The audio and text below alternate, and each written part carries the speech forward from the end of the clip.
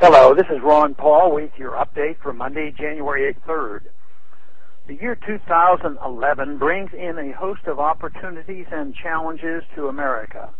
Will we accelerate toward economic insolvency by continuing the policies that have created this crisis, or will a new Congress elected on the energy of the Tea Party movement find the courage to change course?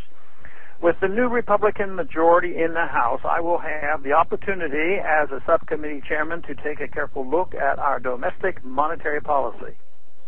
I'm excited by the prospect of real oversight of the Federal Reserve, but I also hope to focus on the important ways in which our foreign policy and monetary policy are related.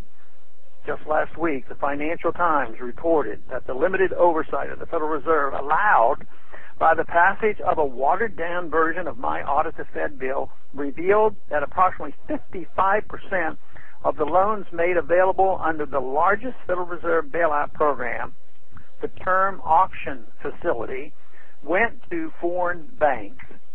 This is just but one example of the real cost to Americans of maintaining its empire overseas, and it cries out for more transparency and oversight.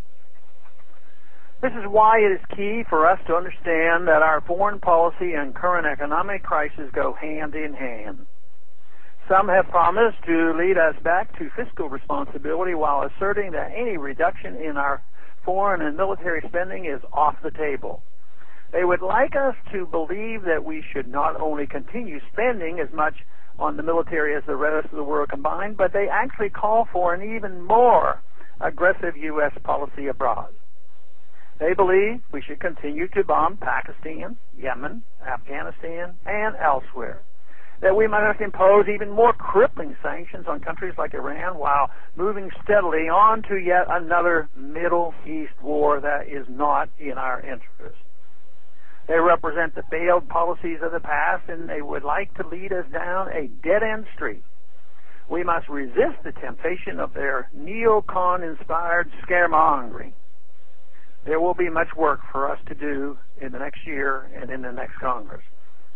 We need look no further than the grossly unconstitutional and immoral policies of the Transportation Security Administration, demanding that we either be irradiated or fondled to travel in our own country to see that those who would deprive us of our civil liberties on the empty promise of full security will not be given up easily. We must continue standing up to them, and we must not compromise. We must not allow the out-of-control Department of Homeland Security to impose an East German-like police state in the U.S. where neighbors are encouraged by Big Brother or Big Sister to inform on their neighbors. We must not accept that government authorities should hector us via television screens as we go about our private lives like we are living in Orwell's 1984.